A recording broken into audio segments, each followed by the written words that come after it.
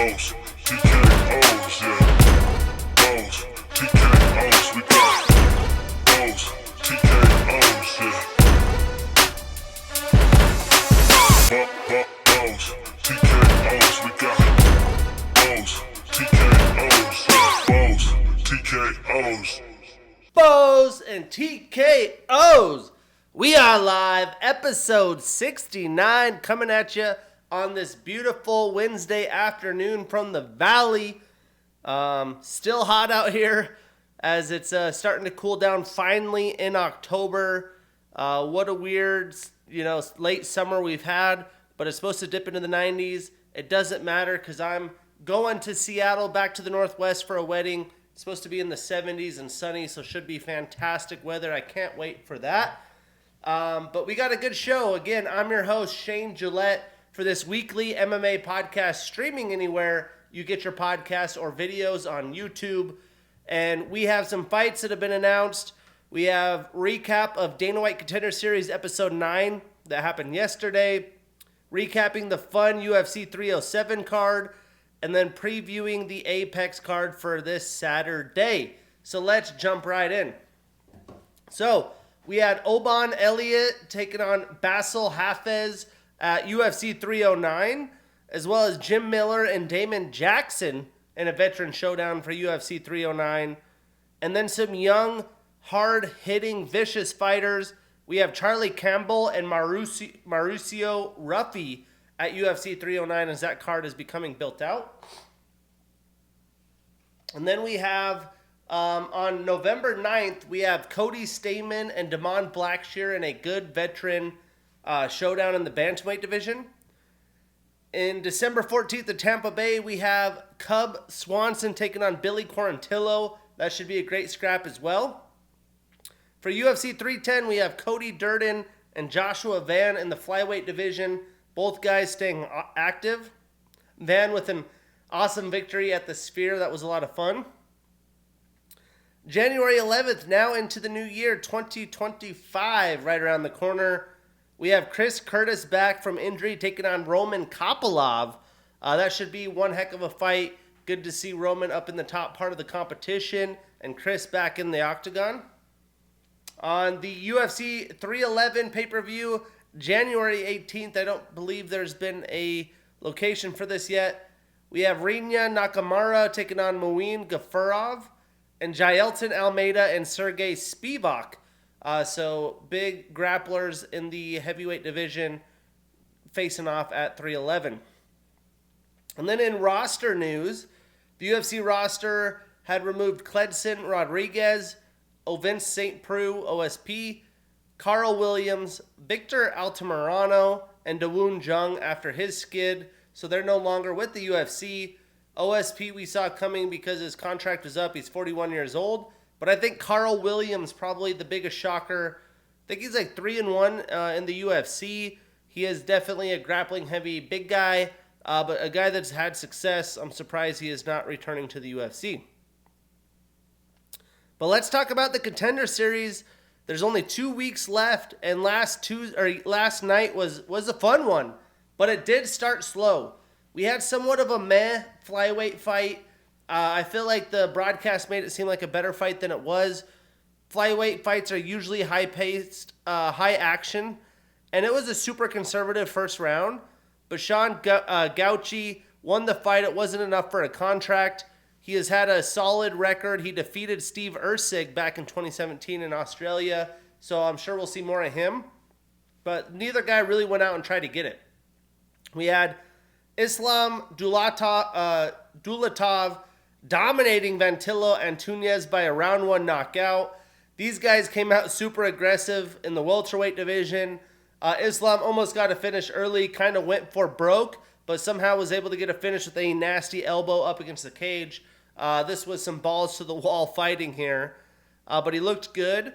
In the heavyweight division, we had Mario Pinto with a round one knockout over Lucas Camacho. He looked good, solid left counter, timed it right, was nice and patient. And then Cody Steele, who was supposed to fight in episode 2, but his opponent kind of quit on himself. Seems like he doesn't really want to fight for a living. Finally had a chance to shine in the lightweight division.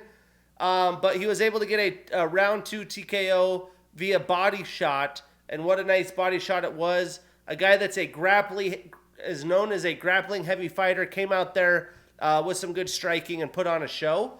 And he is born and raised in Port Angeles, Washington, one of my favorite places in the Puget Sound area. So shout out Cody Steele. We had Artem Vakidov, a former Glory kickboxer. Alex Pereira was there in person. He's kind of getting all the former kickboxers that he had boxed into the UFC. He actually split fights against Alex in Glory. Got a nice round 1 TKO over Islam Masraf in the main event. At light heavyweight, he came out swinging. The other guy came out pretty aggressive, was able to be patient. So, for another former Glory kickboxer coming in. Cody Steele putting on a show. Islam Dulatovi, super aggressive, and Mario Pinto, 4 contracts. Some solid competitors. Obviously, the Glory kickboxing intrigues me. But I'm excited to see what Cody Steele can do at lightweight. That's a very brutal division, though. But let's jump into what happened in last weekend's pay-per-view, UFC 307. Picks-wise, a little bit of a mixed bag. I went 7-5 on my picks, but still over 500. Overall, I'm 415 wins, 209 losses, 7 no contests or draws. On the year, 222 wins, 124 losses, 4 no contests or draws.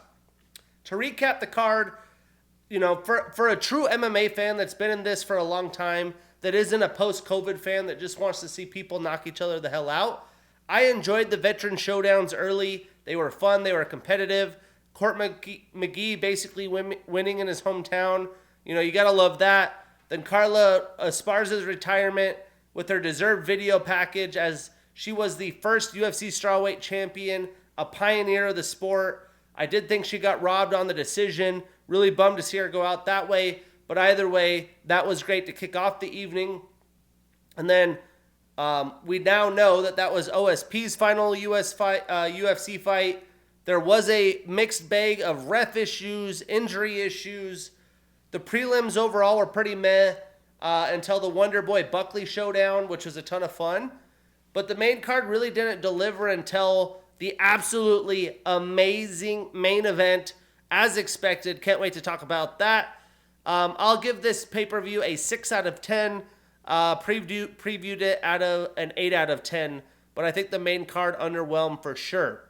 So, let's kick this off. We broke down every single fight in the early prelims. We had Court McGee with a round 1 submission via neck crank over Tim Means. And, you expected both these veterans to be willing to exchange in this fight, make it a scrap. And that's exactly what transpired. As Tim came out swinging away, Court was able to put pressure on him, get Tim up against the cage, get a takedown. And once he got the takedown, was relatively easily able to get his back. And once he did, he was just basically smashing his jaw. He didn't have it under the neck for a rear naked. It was over his chin. But he has such a hard squeeze. He's known as the crusher for crushing PVC pipe. But he was able to put enough crank on that sucker that Tim tapped pretty quickly. That is a tough loss for Tim at this stage in his career. He didn't really have a chance to get anything going. But massive credit to Court McGee, as he is still out there doing his thing. Statistically, it only took Court 19 total and 14 significant strikes. He had a takedown, a submission attempt, and 1 minute and 58 seconds of control time. And Tim landed 12 total strikes, 5 of them significant. So Court ends his 3-fight winning streak. He starts a new losing streak, his first since January of 2022.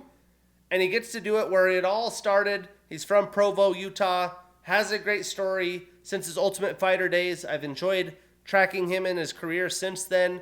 And he's still going strong, nearing 40 years old. But Tim extends his losing streak and moves to 1-5 since 2022. So what's next?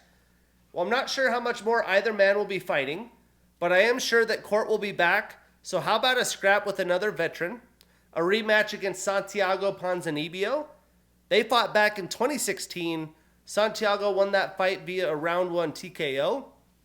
And for Tim, Honestly, I doubt Tim fights in the UFC again, but if he does, I would like to see him fight Gabe Green. So we had the Carla Esparza retirement, OSP's last fight, potential retirement, and maybe even Tim Means. So a pretty historical card this past weekend in Salt Lake City.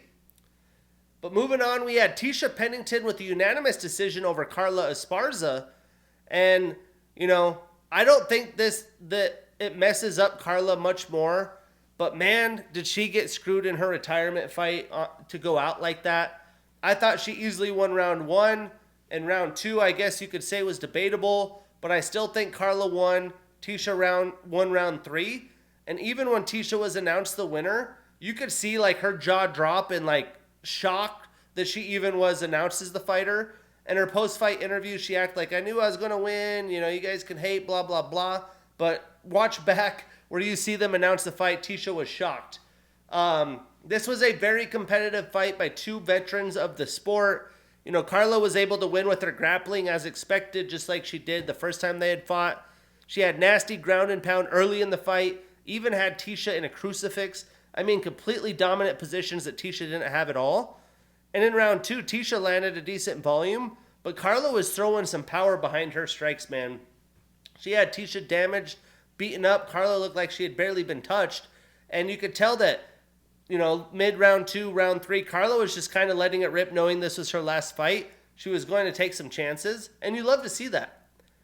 But round 3, Tisha brought it. Esparza did with her powerful shots as well. It made for a good, fun fight. And it was more of a brawl by the end of it, but not a terrible robbery. I just thought she clearly won. I was shocked by the decision. Plus, if we are scoring damage, Carla did the most in round 1, and 2, Tisha was wearing it. Regardless, solid fight. Another great performance by Tisha postpartum. And what a career by Carla.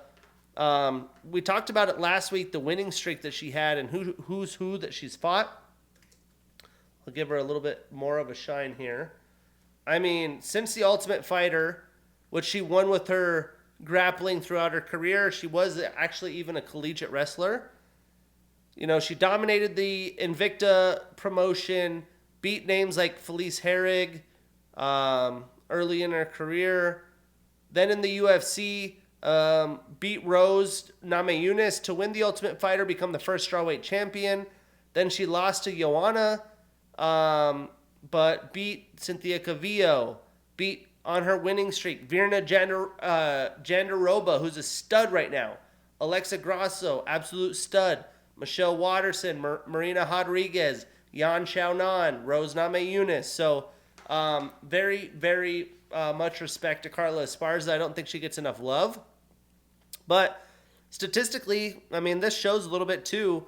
Carla landed 116 total strikes, 39 of which were significant. She had 4 takedowns in 7 attempts, so better than 50%, and 3 minutes and 40 seconds of control time. And Tisha landed 94 total, so about 20 less, and she had 80 significant strikes, so doubled up the volume that Carla did. But again, we don't know what the criteria is for these significant strikes. The ground and pound that Carla had in the first round, and some of those big whip, powerful shots, I think she landed more than that. And a lot of Tisha's shots weren't significant. You're saying that all but 14 of the strikes she threw was significant. I disagree with that. But regardless, Carla landed more volume. So Tisha now ends her 2-fight losing streak. She starts a new winning streak and re-enters the top 15 at number 15. And Carla ends her career on a 2-fight losing streak, but again, she was on a 6-fight winning streak before that. She's going out on top. So what's next? Tisha's calling for a top 10 opponent, but I think a matchup with Lupi Godinez would make sense as they have not squared up before, and that would be a fun matchup, so let's make that one happen.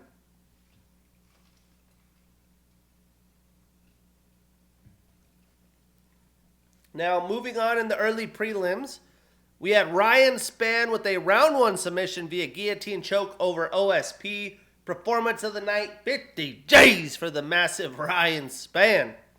And this fight didn't last very long.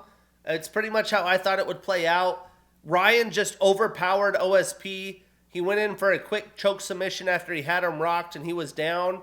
And, we know Ryan possesses a ton of raw power, but it is going to be interesting to see how he does in his next outing, depending on that matchup. And for OSP, again, I thought that would be his last MMA fight for the UFC. That for sure is now. Again, 41 years old, going on 42. It's just hard to fight the top of the cream of the crop in the light heavyweight division. Now, statistically, it only took Ryan 9 total and significant strikes with a submission attempt, and OSP only landed 7 total and significant. He was 0 for 1 in takedown attempts. So Ryan now ends his 3-fight winning streak, starts a new winning streak. He's an even 3-3 since 2022, and OSP ends his UFC career on a loss. He was 2-2 since 2022. So what's next? How about an absolute banger? Give me Ryan Spann, Alonzo Menafield. I think that one would be one hell of a scrap. Moving on into the prelims. We have Cesar Almeida with a unanimous decision over Ihor Potieria. And this is where some of the chaos started in Salt Lake. Sadly, this fight, to me, was all about the worst reffing I've ever seen in my life, hands down, bar none. We had 4 eye pokes where Almeida, the ref really didn't even tell him, like, no, you need to do it or I'm going to dock a point, like, close those fucking hands. He just, kept getting the fights going, and Almeida still measuring distance with his hands wide open. And then we had a groin shot. There was no points deducted. This was over the course of all 3 rounds. And at one point, I think in round 2, the ref almost cost Ihor the fight and a potential knockout. I mean, right after he got hit in the eye, he's doing this, and Cesar's coming in, about knocked him out, and the ref didn't separate him. Like, yo, dude, you just poked him in the eye again. He didn't stop the fight.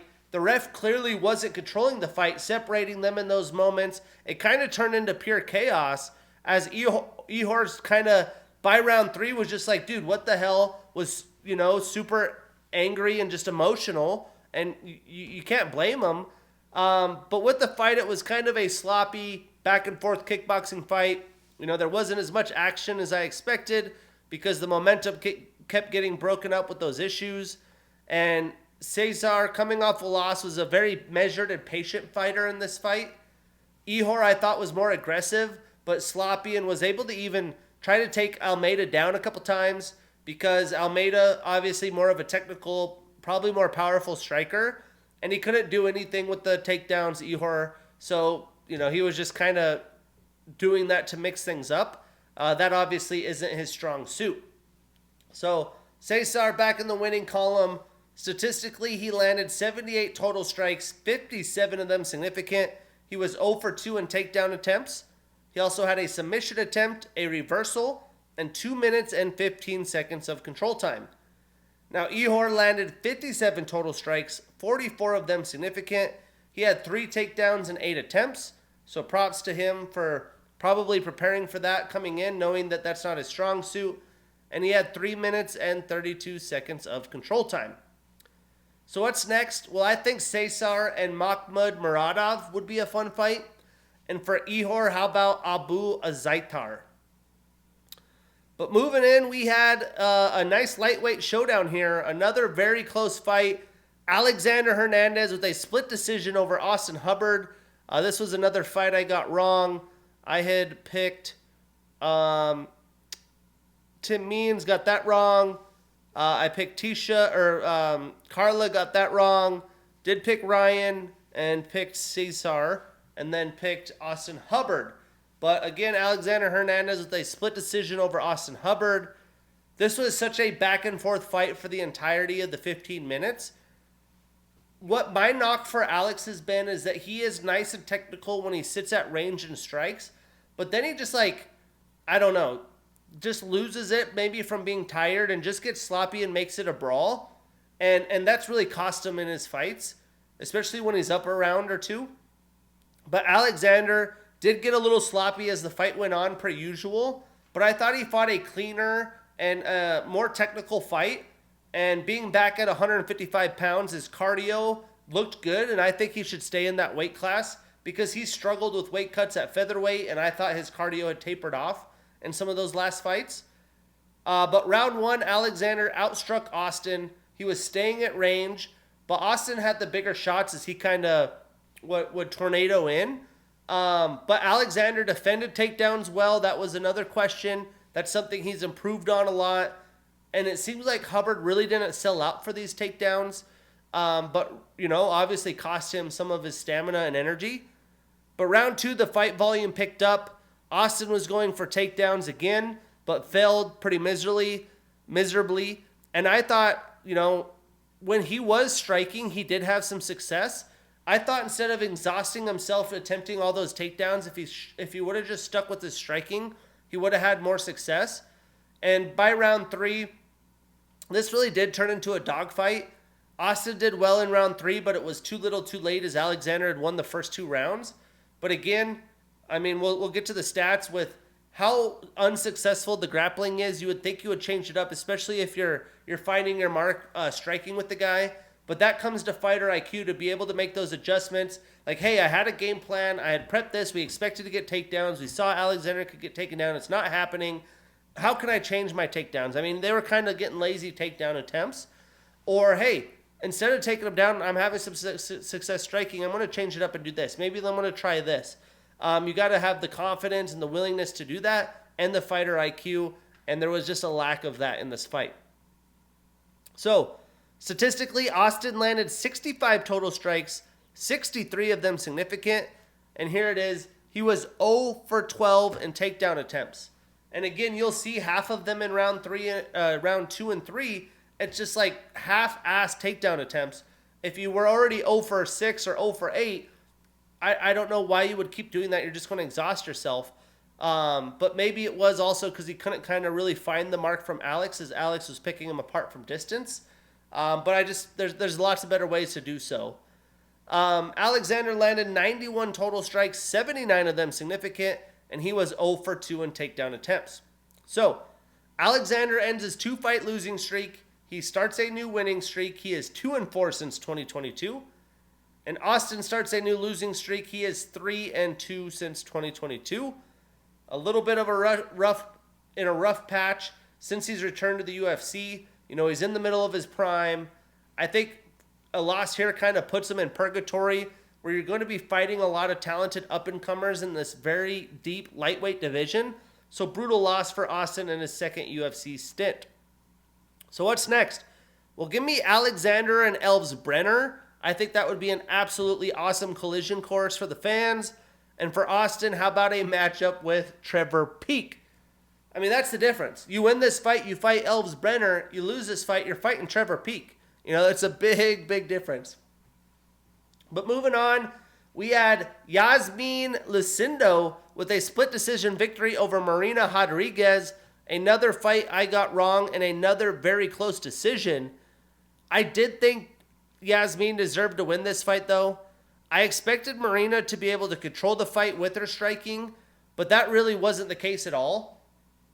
The way it played out, I thought Yasmin won a close round one, but she did land the more significant strikes and added a takedown. And Marina, she started to come forward, but Lucindo didn't give any ground. Throughout the fight, as she would come forward striking, Lucindo would stand there and land some heavy shots. And round two was a lot of the same. By the time round three came up, Marina had really started being aggressive, but much like Austin in the Alexander fight, you needed to land more volume throughout the fights to steal around.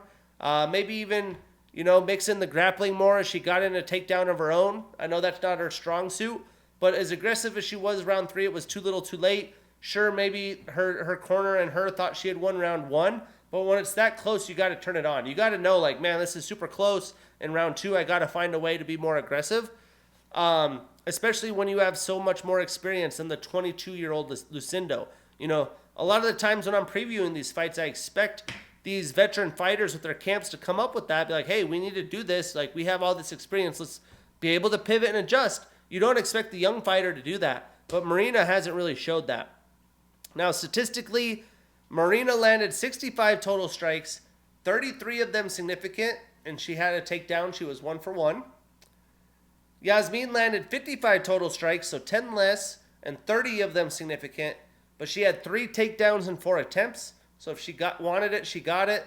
She also had a reversal and 4 minutes and 40 seconds of control time. So almost controlled the whole round. So Yasmin extends her winning streak to 4. She is a very impressive 4-1 in the UFC at 22 years old, fighting in the top 10. She's taking a massive leap. She now moves into the top 10, moving up 6 spots to number 8. So watch out for Yasmin. Now Marina, she extends her losing streak to 2. She is 2-4 since 2022, and she moves down 3 spots in the rankings to number 9. Tough stretch for her. So what's next? I'm like, man, she's only 22. Where can she go? Some of the top of the division's been matched up. How about Yasmin and Jessica Andrade? I think stylistically that would be a blast. 2 heavy hitters. And Marina can fight Angela Hill, a veteran showdown, and an opponent she hasn't faced yet. But then the night really started getting exciting. As you would expect, in this fight, we had Joaquin Buckley with a round 3 knockout over Stephen Thompson.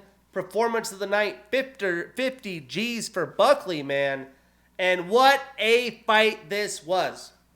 Wonder Boy was absolutely showing out until Buckley caught him. And that's the part of the game plan when you're fighting with Buckley.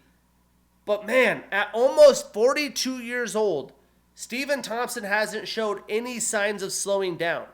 He was super quick in and out with his combinations. He still had power and was able to avoid the power and the big loopy shots that Buckley threw for most of the night.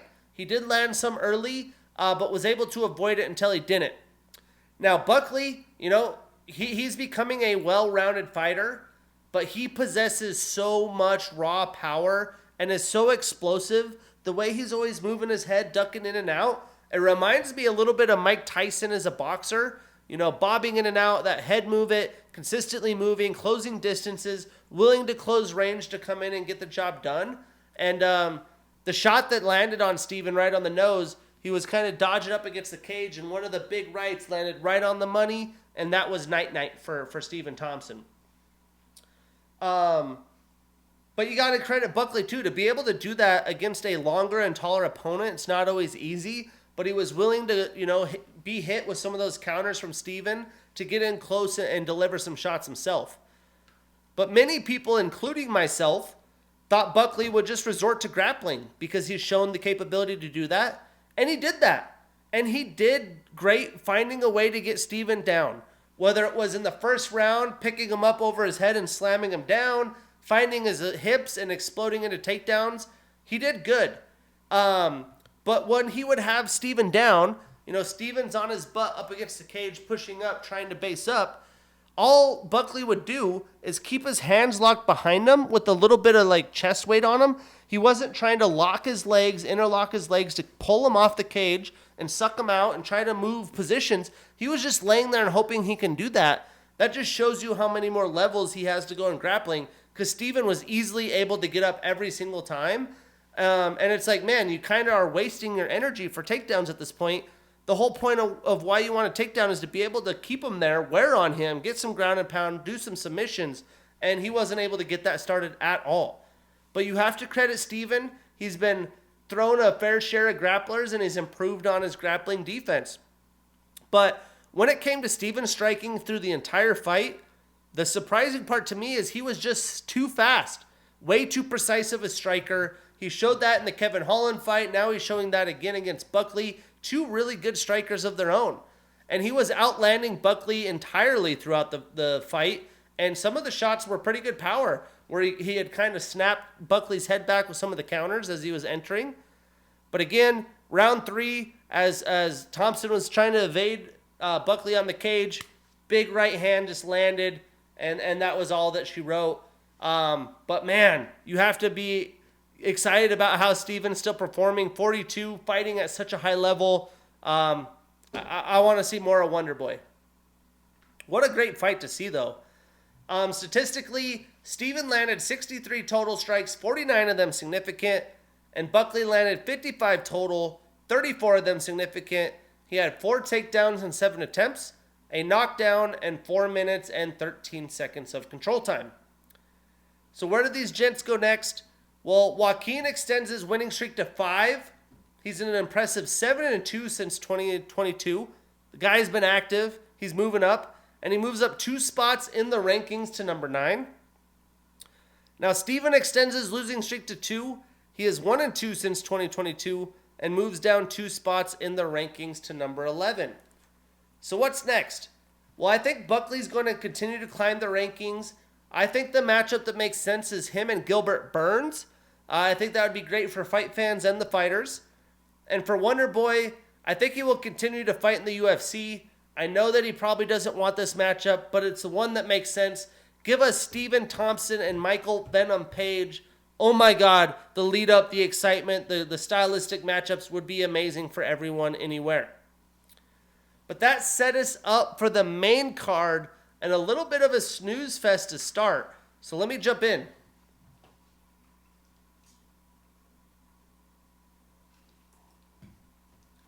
We had Kayla Harrison with a unanimous decision over Ketlin Vieira. And there was a lot of talk in her UFC debut because she was doing judo at like 170 pounds. I mean, she's a big girl. Fighting in the PFL at 145 pounds with the UFC had scrapped. And then coming to the UFC, you have to fight at 135 pounds. You know, she's in her mid-30s. She's a mom. I think she has 2 kids. Your body's not meant to be cutting like that, and you could see it in her weight cuts. But it seemed like things were going well. But post-fight, we have found out some of the brutality that Kayla's dealing with and how it's affecting her. You know, she was able to do well and control the fight with her grappling and top control when she had the chance here. But she was peeing blood, which I would assume is her body reaction to the weight cut. She was hospitalized right before the fight, somehow still made weight and still was able to make the fight. So you have to give her credit. But this wasn't the performance that we were looking for or, expecting, especially after the way she handled Holly Holm. You have to give it credit to Ketlin. She's a solid fighter. That's why she's number 2. But there's the Ketlin Vieiras of the world and then the Kayla Harrisons. We all want to see Kayla Harrison fight for the title and see what she can do. But this just wasn't, she didn't seem like herself. And Ketlin, she was able to strike well. She was the better striker in this fight, and she landed some damaging elbows that put a big old mouse and knot on Kayla's forehead that swelled up and started bleeding pretty early. But although Kayla was controlling, she wasn't dominating. You know, as many thought she would, like myself. Again, she looked a little bit sluggish. But that's why Ketlin's on top of the division and why she is such a solid striker. She has some big quality wins in this division. But now we understand why a little bit with the weight cut. She got the win pretty dominantly overall, but not spectacularly as we had expected. And Ketlin held her ground. You have to give her credit. But Kayla Harrison found a way with all the adversity and even the big old knot that she got to win by decision. So statistically, Ketlin landed 67 total strikes, 24 of them significant. Kayla landed 98 total, 55 of them significant. She only got 2 takedowns in 8 attempts, so credit Ketlin for the takedown defense. But she did have over a round of control time with 7 minutes and 54 seconds. So what's next? Well, Kayla extends her winning streak to 3. She's 6-1 since 2022, 2-0 in the UFC, and she moves up in the rankings to number 2. Now, Ketlin starts a new losing streak. She's an even 2-2 since 2022. She moves down 1 spot in the rankings to number 3. I think it's going to be Kayla and Juliana Pena. I know Juliana is calling for Amanda Nunes, but for Ketlin, I think she could fight Macy Chiasson. I think that would make sense. But I'm excited to see what Kayla does next. You know, both her and Juliana had fought on this card. It'll be interesting to see if she needs some time off, if she could keep cutting weight. And even if she does win the title, how much longer can she be, cutting weight? That's going to be the storyline and the intrigue. Moving on, we had Roman Dolidze with a round 1 TKO via injury over Kevin Holland. So again, was really excited to see Kayla Harrison in the main event. She looked a little sluggish. The fight was kind of slow. Then we're excited. Kevin Holland and Dolidze always show out. But Kevin Holland had an injury and had to pull out. Couldn't continue. But really, as I expected, Roman was just too powerful for Kevin. When he had Kevin down and Kevin was in the guard, he tried to do like some weird transition, and either he popped his rib or he fractured it, but he was visibly hurting. When the round was over, his corner decided to throw in the towel, which kind of really put a Debbie Downer on this pay-per-view. It's a bummer of a situation, but it's probably the right call. As, let's say Kevin tries. What is he going to do? Try to go and swing? His striking hasn't been great. Roman's a big brute and tough dude. I think Roman would have found a way to get the fight over in that next round anyways. It probably would have been pretty easy for Roman. So I'm glad the corner decided to call it off. You could tell, like, Kevin, do you want to call it off? And he's like, oh, I'm hurting. Like, good decision. I know Kevin wants to be the tough guy. But statistically, it only took Roman 57 total strikes, 19 of them significant. He had a takedown in 2 minutes and 50 seconds of control time. And Kevin landed 36 total strikes, 18 of them significant. So Roman extends his winning streak to 2. He's an impressive 5-2 since 2022, since he's moved down. And he moves up in the rankings to number 9. Now Kevin starts a new losing streak. He's also very active, but he drops to an even 5-5 since 2022. So what's next? Well, I would like to see Roman and Brendan Allen. I think that fight makes sense. It's a fun fight. I know they fight on the same team now. But for Kevin, how about an absolute banger? Let's give us Kevin and Kelvin Gastelum. Come on now. But then moving on, we got the legend, the King of Rio, back in the octagon. But this night was all about Mario Bautista and a very close split decision victory over Jose Aldo. Again, lots of close fights on the night. This was another close fight where I actually had Jose winning. I'm not super upset or shocked that it did go to Mario, as he was technically controlling the fight. He had Aldo up against the cage and kind of like attempted takedown positions and just leaning there for a long time. And Jose wasn't able to do much but try to create separation, and he didn't have much success. Jose, though, did win the striking exchanges. Mario held his ground. He's a dog. He's got cardio for days. He showcased that at altitude.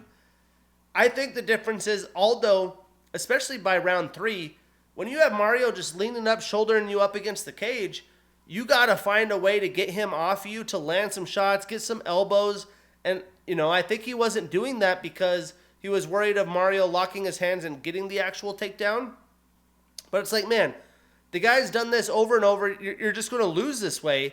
Go and land some elbows, create some separations, fight off the cage. But again, Mario, the workhorse that he is, wore out Jose over time. He had the better cardio as a younger fighter in his prime. And people have really been ripping Mario, booing Mario in the arena. But again, you're getting a chance to fight up in the top of the division. Would you just want to stand and strike with Aldo? Half your money's on the line with show and win money. A move up on the rankings is in the line where you could have generational money change. And then once you're in the top of the division, you get to keep fighting in the top of the division. You lose to Jose Aldo, you're back. You lose again, then you're way out in the distance. So, it is MMA. That is part of the game. It is allowed. Mario took advantage. I don't think he's necessarily a boring fighter. He had a game plan. He is good with his grappling, good with his jiu-jitsu, has solid striking. I think we've seen enough of him to just not try to throw him into the Merab Dvalishvili chain. But he did what he needed to do to get the fight. I personally gave rounds 1 and 2 to Jose live. Little bummed about it, but either way, nice win for Mario. A career-changing win, really. Statistically, Jose landed 65 total strikes, 51 of them significant. And Mario landed 90 total, 49 of them significant. He was 0 for 10 in takedowns. I mean, between Merab and Mario, Jose's been defending the hell out of takedowns, but he just gets too comfortable against the cage. And Mario also had 7 minutes and 15 seconds of control time. And I think half of those takedowns, by the end of it, Mario wasn't really trying to get the takedown. He was just trying to close distance and hold Jose there. So, Again, Mario, though, he extends his winning streak to 7. He has not lost since 2021. He moves up 2 spots in the rankings to number 9. And Jose starts a new losing streak. He's 1-2 since 2022. He moves down 1 spot in the rankings to number 11. So what's next? Well, I think Mario and Song Yadong seems appropriate. And for Jose, if he does continue to fight, I'd like to see him fight Dominic Cruz. If Dom is going to fight again, why not make that fight happen? That's like the WEC legacy fight that never happened. I don't know why neither guy says no to that. So I really hope we get to see that one. Then in the co-main event with the Bantamweight Women's Championship on the line, another very close decision that went to Juliana Pena, where she scored a split decision victory over Raquel Pennington. Again, this was such a very close fight that I personally live thought maybe Raquel got the fight, but I wasn't really scoring rounds. I didn't think it would be so close personally. But, there was a mass amount of UFC fans that thought it was very controversial that tuned in. I personally enjoyed this fight somewhat. 5 rounds of back and forth. It was solid. It wasn't great. This card with how much decently fights, like even the Mario Aldo fight, I enjoyed it. It was somewhat great. It wasn't amazing, right? I expected this card, a lot of these fights, to be amazing. These guys had talked about how much they hate each other for so many years. I thought they would be more aggressive and really try to go for a finish. But again, it was a decent fight. I thought it would be better with all the years of bad blood. I thought both women kind of fought to not lose the title versus go out there and make a statement and take it. But Juliana's success definitely came from her jab. That was working well the entire night. And of course, her grappling as expected. She got it going when she needed it the most.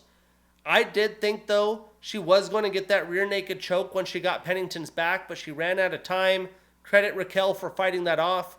That's really how I saw it playing out. Juliana getting the back, wearing Raquel, finding a finish late in the fight. I had Pena winnings rounds 1 through 3. When you look back at it, you think about it. But you kind of did feel that Raquel, after winning the championship rounds and damn near finishing Pena, that she was going to win. Because round 1 was such a toss-up, but the judges stood with their scorecards. Pena did enough to get the win. And, it feels like this is unfinished, but they're not going to get a chance at a rematch because Kayla Harrison's waiting. But I am surprised that Raquel was able to do so well late in the fight. I thought there would be an advantage to Juliana there. But props to both women. 25-minute fights are not easy. Raquel did better than I expected. Again, sadly, she won't get the rematch to keep her title with Kayla Harrison lurking. But Raquel did really well with the cardio, and that was the biggest surprise. Or probably even better than Juliana, as she wore out late, and she'd been off with the injury and things. But that's kind of her brand, is that she's the workhorse. Either way, huge win for Juliana Pena. Statistically, Raquel landed 112 strikes, 92 of them significant with that knockdown. And Juliana landed 123 total, 92 of significant as well. So she landed more volume, supposedly. These significant strikes are very variable here. She had 2 takedowns in 3 attempts, so if she wanted it, she got it. I thought she should have attempted more of those. I think she just got too tired in the championship rounds. She had a submission attempt and 5 minutes and 40 seconds of control time. So, Juliana starts a new winning streak. She is 1-1 since 2022. She lost her belt and now is a 2-time champion. Raquel ends her 6-fight winning streak. She starts a new losing streak. Her first loss since 2020, and she is now the number 1 contender. So where do these ladies go next? Well, again,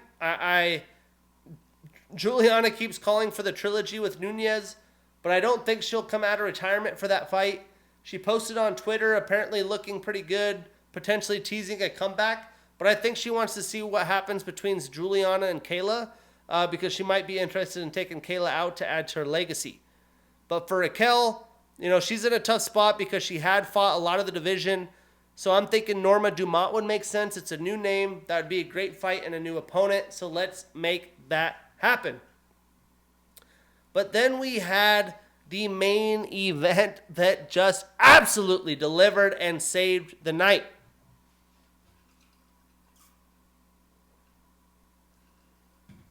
We had Alex Pereira with a round 4 TKO over Khalil Roundtree Jr. Fight of the night.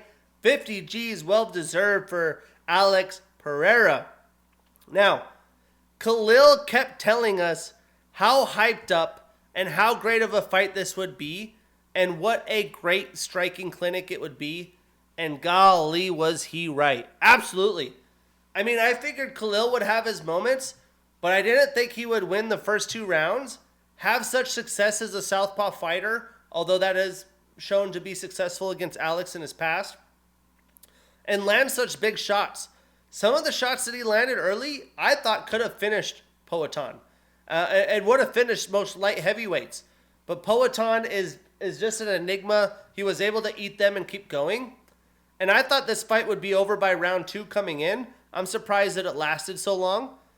But the first 2 rounds, you could tell Alex was pretty measured. He wasn't throwing the volume as normally as he would. He wasn't coming forward as aggressively. He was kind of letting Khalil do his thing, potentially wear him out, and measure him up. You know, Alex did obviously chop that front leg of Khalil pretty well, even though he's a southpaw fighter, and that paid huge dividends as well. So Khalil had a good dose of those leg kicks that became an issue throughout the fight. But round 3, you could see that the kickboxing expert that Alex is, he just started timing up Roundtree. He could feel his flow. He was able to find his distance to just put that jab to work because it wasn't going as early. He continued to chop Khalil's leg. That was getting beat up. He's jabbing his face. His face is getting beat up and battered. And then round 4, Khalil was brutally beat up. I mean, he was battered. He showcased his heart, obviously, his determination. But he was beat up so bad, I think his corner could have even thought about throwing in the towel. They didn't get to that point. You know Khalil's not going to go out that way. But the shots were definitely catching up to him. I mean, Alex's jab itself is so hard, plus the hooks that he's firing out, his legs chopped out. But props to Khalil for being so durable, eating the shots he was able to, and be able to keep going. But as good as, Khalil performed, Alex is just too good. He's too good. I don't know how he's going to be defeated by a striker.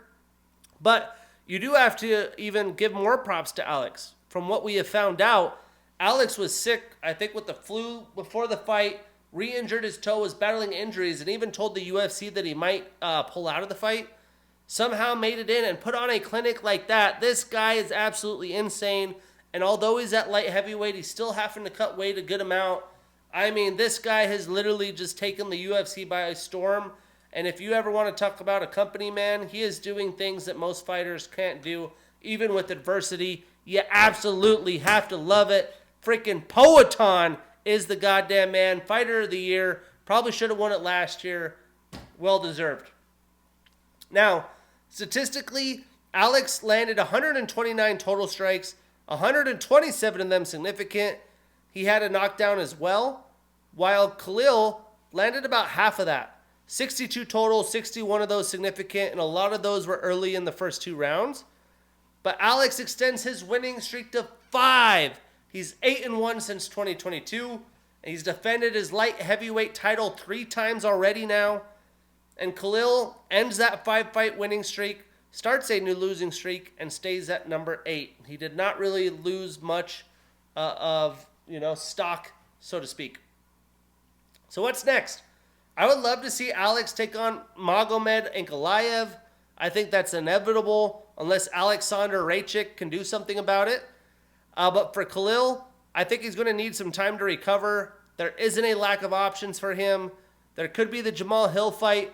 But what the hell is Jan Blachowicz doing? He's still in the rankings. He's booked higher. Let's book Jan with Khalil. I think that would be a very fun fight for both men and fight fans stylistically. But that was UFC 307.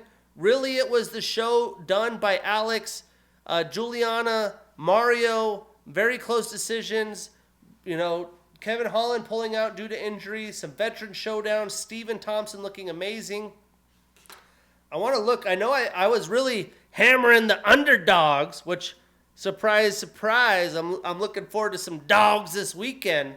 But I want to see how the underdogs actually performed. Let's see. So we had one underdog win with Pena, plus 142 odds. That would have been nice to hit. I guess Mario was actually the favorite. I forget that. Roman Dolidze, not sure how he was the underdog, but he was plus 136. So that's two big dogs. I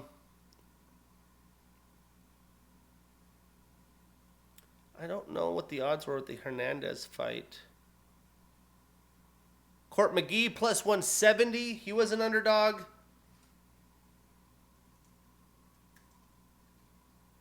I can't remember if Carla Esparza was the favorite or not. Let's see if I could find it.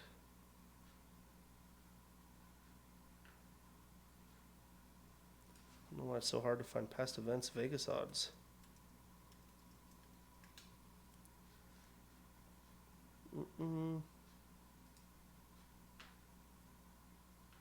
Well, there's a couple of big underdogs. I thought there would be a couple more. Either way, solid show for Salt Lake City. The main event, stealing the evening and putting a stamp on that thing. But this weekend, we're back. Consecutive UFC action. You gotta love it. We're back to the Apex, sadly. UFC Fight Night Vegas 98. The prelims at 1 p.m. Pacific. The main card at 4 p.m. Pacific. All on ESPN+. No surprise there, as they have a lot of college football and big-time events this weekend. To preview this card, it's a pretty solid Apex card for an Apex card. I mean, there's some even matchups that should make for some good fights. We might even get more quality fights than what we got at 307. I mean, that's how it works out sometimes. I wouldn't say the main card's very deep, but the co-main and the main should deliver. I'm going to give it a 6 out of 10. And then some good fights that we will not break down. You have Ultimate Fighter alum Dan Argueta taking on Contender Series alum Cody Hayden. That should be a solid fight. We have CJ Vergara taking on Risen alum Ramazan Timirov. I'm not sure how that fight got made, or this fight got made, but we got Grant Dawson and Rafa Garcia. Should be Grant Dawson cruising to victory. And then sadly, we had Chris Barnett being pulled out yesterday against Junior Tafa, supposedly due to the hurricane. The current hurricane hasn't hit. I mean, your house is going to get hit anyways. Why can't you go to the fight? Maybe it's family. I mean, I don't know. Hope he's okay. Bummed to see that. But I was really excited because Chris Barnett was a big dog at plus 285. I was going to hammer him. But now we have Junior and Sean Sharaf, who is making his UFC debut. But we'll kick this sucker off. We got two prelim fights. There's been some rearranging of the card. But we got Nico the Hybrid Price, 35 years old with a 16-7 record, taking on Themba Garimbo, 33 years old with a 13-4 record. Now, I think this matchup is intriguing because both men are in their primes. Themba 33, Nico 35. But they are in a lot different positions and have a different background to get to where they're at. Nico has been fighting some of the best competition in the division since 2018. Hasn't fared great against it, but he has shown improvement. I do think he is the best version of himself right now, and he looked really solid in his last fight in June. And Themba, he's newer to the UFC. I would say he's doing well, not rolling right now, but he hasn't fought very stiff competition yet. This is really going to be his prove-it moment for a chance to go to the deep end of the division. This fight reminds me a lot of what we saw in the William Gomez prove-it fight in Paris a couple weeks ago. But breaking it down, Nico has a brown belt in BJJ. He's on a one-fight winning streak, 1-2 in the UFC. 10 of his 16 wins are via knockout, and 5 of his 7 losses are also via knockout. So to knock out or be knocked out. Now, Themba is on a 3-fight winning streak. He is 3-1 in the UFC. 6 of his 13 wins are via submission, and 2 of his 4 losses are also via submission. So to submit or be submitted. Now, Themba has only had 1 finish in the UFC. He isn't as good of a grappler as Nico either. But either I'm retarded or some of the odds on this card are insane. There's definitely some opportunity to sprinkle some money here. I'm surprised Nico's as big of a dog as he is. Nico at this point in his career really is kind of desperate to keep winning so he could get back into the deep end of the division himself, where a loss here puts him in that purgatory area I like to talk about. I do think Nico comes out looking to really mix things up, look for takedowns probably early and often. I just think he's too well-rounded and battle-tested for Themba. Unless Themba finds the mark early, I don't think he's going to find a way. For that reason, I'm taking an underdog. I'm taking Nico Price. We are putting him on that parlay. We marking that ish down, and we getting that bread. The dogs are coming to eat. Ho, ho. Moving on. We have Jonathan JSP Pierce, 32 years old with a 14-6 record, taking on Pat Sabatini, 33 years old with an 18-5 record. And this is a matchup of two fighters in their prime as well. They have had some bad luck against stiff competition of late, but a win here could right the track and really can help them take their careers to the next level. So there's a lot on the line. Breaking it down, Jonathan trains out of Fight Ready. He has a purple belt in BJJ. He's a Bellator and Contender Series alum. He's on a 2-fight losing streak. He's 3-2 since 2022. 9 of his 14 wins are via knockout. 3 of his 6 losses are also via knockout. So to knock out or be knocked out. Now, Pat has a black belt in BJJ, also in Tang Soo Do. He has a D1 wrestling background out of Rider University. He's a Cage Fury alum and former champion with 3 successful title defenses. He's on a 1-fight losing streak. He is 2-2 since 2022. 11 of his 18 wins are via submission, and 3 of his 5 losses are via knockout. Now here, both fighters are good grapplers. They have improved striking. Jonathan hasn't fared very well again and has taken stiffer competition, but was outstruck in his last fight by David Onama. Pat's definitely defeated some good grapplers, but I think he's going to have the better striking. I think he obviously, was outdone by Diego Lopez, which is a big step up for him. But he has success defending takedowns and being offensively heavy with as a wrestler as well. Maybe you put 2 grapplers in the octagon here. It makes for a striking battle. That sometimes happens. I do think both guys are going to be trying for takedowns. I was pretty high on JSP until the Onama fight. It took a little bit out of me. But I do think Pat is going to be the better striker. For that reason, I'm taking another underdog. I'm taking Pat Sabatini. But I'm avoiding this on any parlay. But the dogs are coming to eat. Ho, ho. Moving on into the main card, we have Josh Fremd, 30 years old with an 11-6 record, taking on Abdul Judo Thunder Razak Al Hassan, 39 years old with a 12-6 record. Now, for most of the card, the odds had been favoring the younger fighters. Again, some of the odds are head-scratching to me. But here we have them favoring the older fighter, which is also a little head-scratching. Now, Josh is looking to get back on the winning track. He has been thrown up against some stiff competition. But now that he is in his prime, he gets a chance to show off, show what he is capable of against a very dangerous and hard-hitting veteran. Now, Josh is on a 2-fight losing streak. He is 3-4 since 2022, 2-4 in the UFC. He is a Bellator and LFA alum. 4 of his 11 wins are via knockout, 4 via submission. So 8 of his 11 wins have come via finish. And he is rocking a 3-inch reach advantage and a 5-inch leg reach advantage. Now, Abdul has a judo and Muay Thai style. He has a black belt in judo. He trains at a Team Elevation. He is a Bellator and Legacy FC alum. He's on a 1-fight losing streak with a no contest, which was due to accidental elbows in the back of the head. If it wasn't in the back of the head, he was going to win that fight. But he's 1-2-1 since 2022. And all 12 of his wins are via knockout. He is a finisher. Now, Abdul is a tricky veteran. He hits hard, but I think Josh is going to be the faster striker. I think he's going to be able to avoid that power in the judo of Abdul. I'm not sure how much more Abdul has left in the tank to fight at a high level. And I do think the longer the fight goes on, it'll favor Josh. Josh just needs to find a way to get out of the first round, make this fight ugly. But I'm taking another underdog. I'm taking Josh Fremd, but I'm avoiding this on any parlays. The dogs are coming to eat.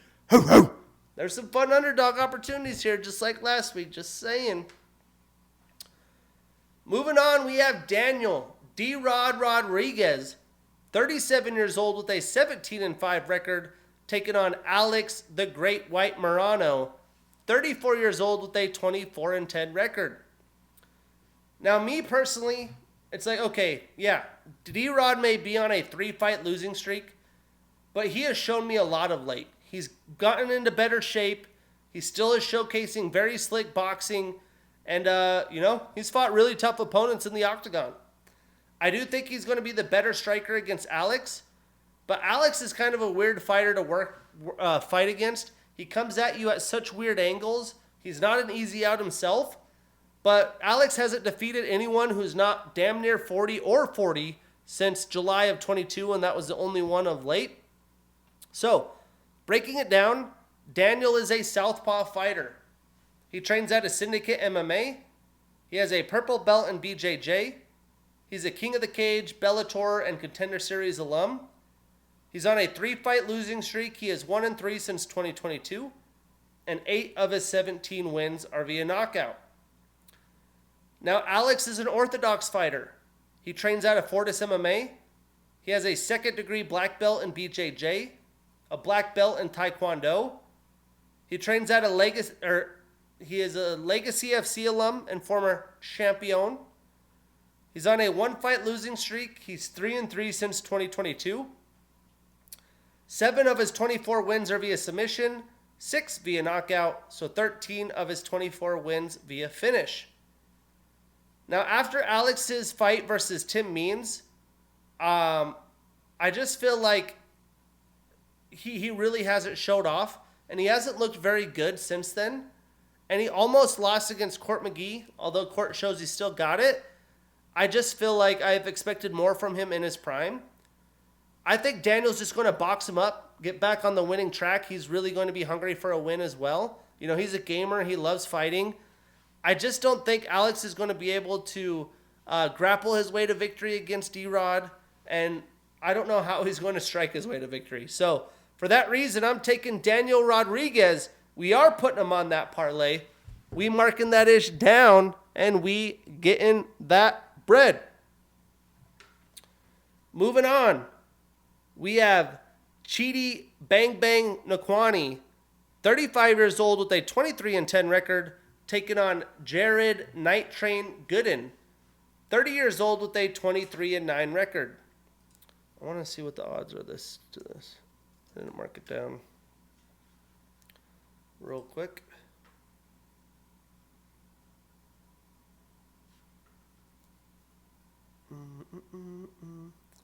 D-Rod was the favorite, and Chidi's the favorite. Okay.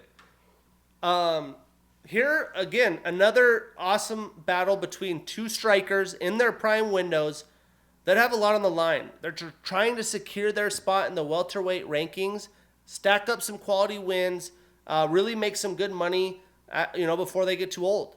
And a loss here, especially for Chidi at 35, it puts him in a tough spot. So I expect him to be aggressive in this fight. Breaking it down, Chidi has a Muay Thai style. He's an orthodox fighter. He has a black belt in BJJ, and he's a vet. He's been King of the Cage, Legacy FC, RFA, Bellator, LFA, and a Contender Series alum as well. He's on a 1-fight winning streak and even 3-3 since 2022. 14 of his 23 wins are via knockout. 5 of his 10 losses are also via knockout. Chidi's bang bang for a reason to knock out or be knocked out. And he's long, man. He has a 3-inch reach advantage and a 4-inch leg reach advantage. Now, Jared is an orthodox fighter. He has a brown belt in BJJ. He's an LFA, Titan FC, Island Fights, Icon FC, and UFL alum. This is even his second stint with the UFC. He's on a 1-fight winning streak, 5-2 since 2022, 1-1 in his UFC return.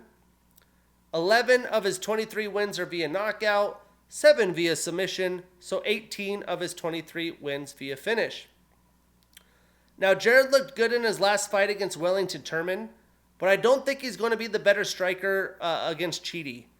Chidi's also going to have that reach advantage to pick Jared apart from distance, avoid the grappling to get a finish or outscore him on his path to victory. Again, I think he's going to be aggressive with what's on the line here. For that reason, I'm taking Chidi Bang Bang Naquani. We are putting him on that parlay. We marking that ish down, and we getting that bread.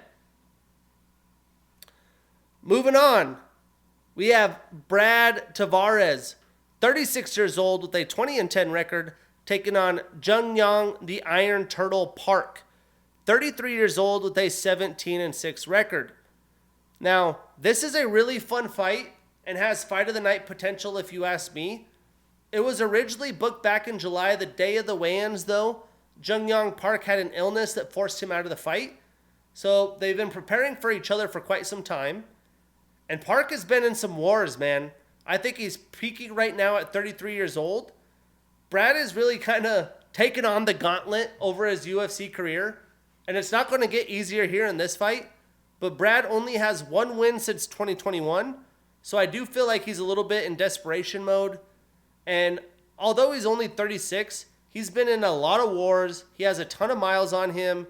And a loss here, it's going to be brutal as he's nearing 37. So it should make for a fantastic showdown. Breaking this down, Jungyang trains at a Korean top team. He has the most total head strikes landed in a fight in UFC middleweight division history with 254.